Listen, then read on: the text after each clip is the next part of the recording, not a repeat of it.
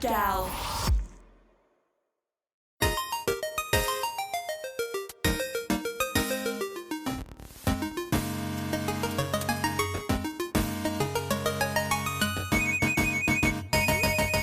Hey guys, it's me Bish and welcome to another episode of GALP. We're doing all these episodes and I wanted to do smaller episodes and talk about certain topics, and at the end of the month or maybe even the end of the week, depends on what I want to do, we're going to have our longer discussion episodes, because you know what?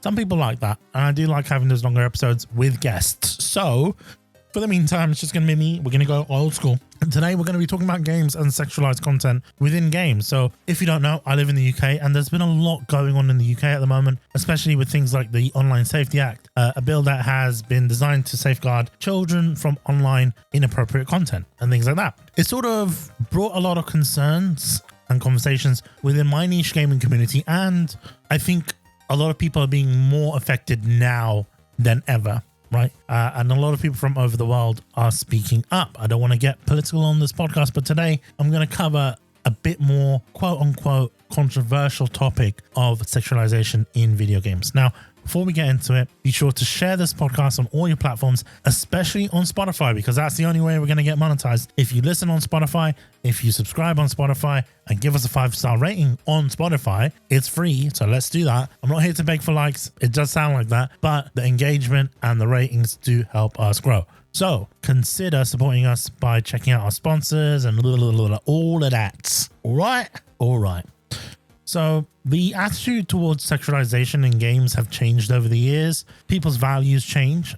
And honestly, I'm glad certain changes have been made. We're seeing way more characters that have real meaning in stories and games rather than purely being there for fan service or ships. Right? For example, remember the 90s, games like Tomb Raider being subject to criticism over Lara Croft's design. We saw a shift over the years from Western developers and some communities stating quote-unquote woke designs, etc. I'm not here to comment about that. I'm just giving you guys a little bit of backstory. Of course, what affects my community is there was some censorships imposed by Sony a few years back, which kind of indirectly or directly, depending on who you listen to, led to cancellation of some projects, including Senran Kagura 7 or 7 even, and the shift in the genre of games that studios like Marvelous develop and publish. And when the community tries to express their disdain for censorship, they get slapped with the pervert label, which I think is very unfair. Yes, Senran's fan servicey elements may be considered its main appeal, but there's more to Senran than that. Especially for those who are fans of hack and slash games, Senran brought a lot to the table. You know, we haven't seen hack and slash games since Dynasty Warriors Strike Force back in 2009, for example. The ability to transform your character, that was something that we saw implement itself within Senran. Or the ability to fight vertically in hack and slash games. We haven't seen that since Strike Force, but Senran made it popular. Or the ability to run on rooftops and create air combos, things like that. Honestly, I think the team at Marvelous were heavily inspired by Dynasty Warriors Strike Force, but we might save that for a future episode. There is an episode that I am working on called Dynasty Warriors, the daddy of hack and slash games, or the hack and slash daddy, however you want to talk about it. But it's basically going through the history of Dynasty Warriors, what game mechanics have we seen become a staple because of Dynasty Warriors, and things like that. It also introduced gacha mechanics into hack and slash, which a very interesting implementation, which is something Koei has even used, for example, in the games like Warriors Abyss to a lesser extent. Back onto the topic at hand. I don't really see an issue with fan service in games and even in anime as long as it's fair, which depending on the game type, I think it's more than possible. For example, DOA, Dead or Alive, is well known for hypersexualization of its characters, especially the female roster. However, in more recent years, we're seeing more sexualization of male characters. Of course, DOA 6 was a bit of a flop.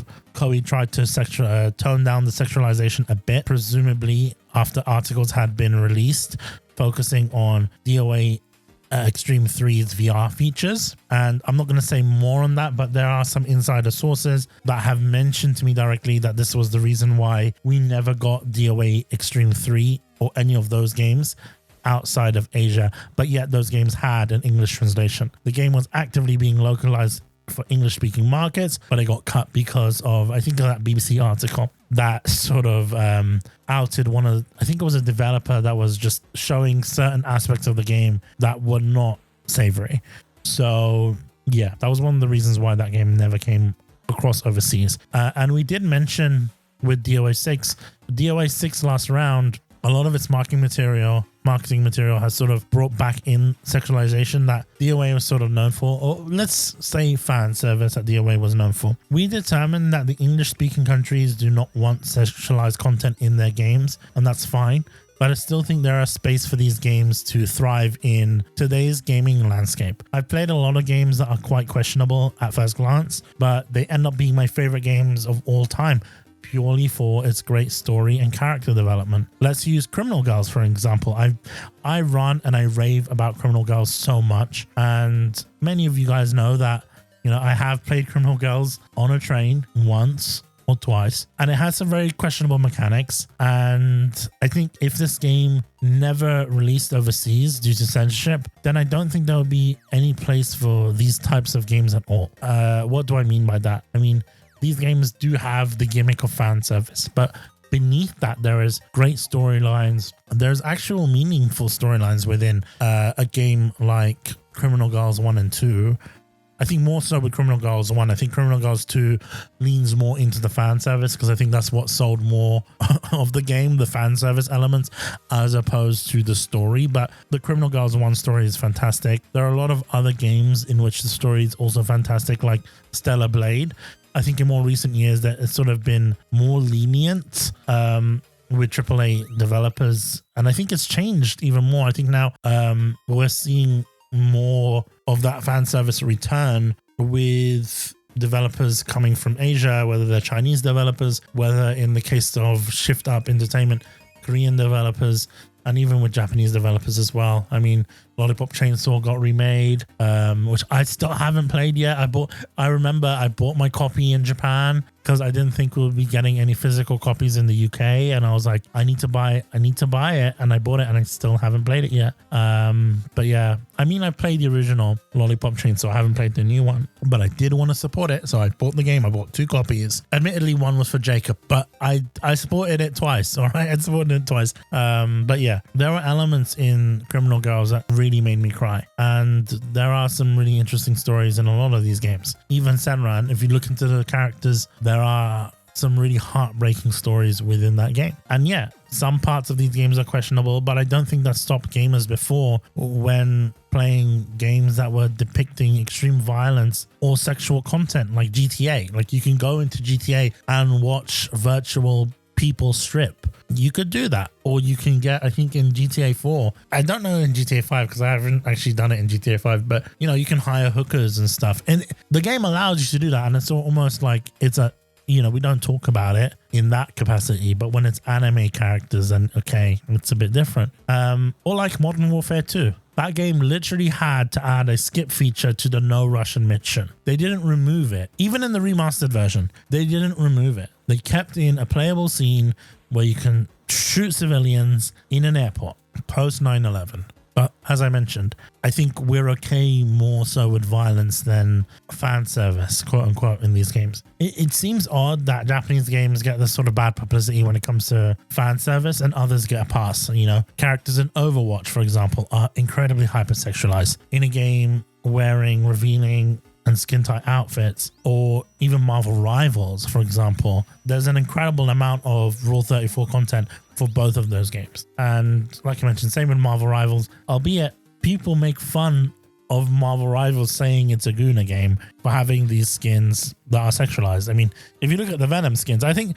they've sort of, I mean, there are mods like Nexus mods and stuff, but like even the developers have sort of realized that, and they've sort of made it become their identity a little bit, which I think is kind of funny that they're taking that on board. Can we go on a bit of a tangent, just a little bit of a tangent? Does anyone else hate the term Guna? Like, I hate it so much, right? I think Guna is also the term for like an Arsenal fan if you're from the UK, but I hate that term so much. Like, it's so gross. Like, Some people acting so goofy with that word, like, oh, gooner. But it's basically a wanker. Like, if you called someone a wanker, that's a bit of an insult, right? Like, it could be used in an endearing way, I guess, if you're from the UK, if you called someone a silly wanker or something like that. But to call someone a gooner, some people almost see it as a badge of honor. And I kind of feel like I feel a bit gross. I feel like I need to go take a shower after saying that. Do people have no shame? Wow, Bish, 2 tangents in one episode. I'm on a bit of a roll. Back on topic. These games get a pass, but people call for censorship with games like Senran and Onichambara, or even games like Stellar Blade.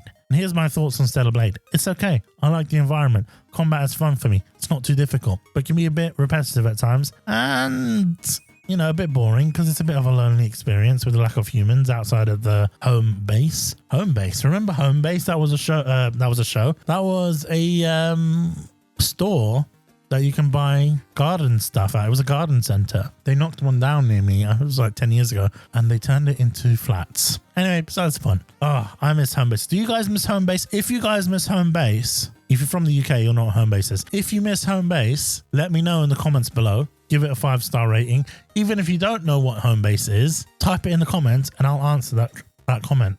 I've already answered it now, but do it for an engagement. Thank you. But yeah, the costumes are great in this game, and I can't deny Shift Off put an incredible amount of detail into character models, especially in the faces, but also the bodies. All right, a lot of people had issues with sexualization, but like all of these games I mentioned today, it's not the main purpose of the game. In the case of Stellar Blade, it's sort of heavily emphasized, and I kind of think it's the reason why people bought the game on PC to install certain mods. And shame on you. No, that's just creepy. Don't do that. But anyway, what I wanted to mention really is that these are not pornographic games. They're rated accordingly by the ESRB and PEGI, and it doesn't need further censorship by publishers or console manufacturers like Sony.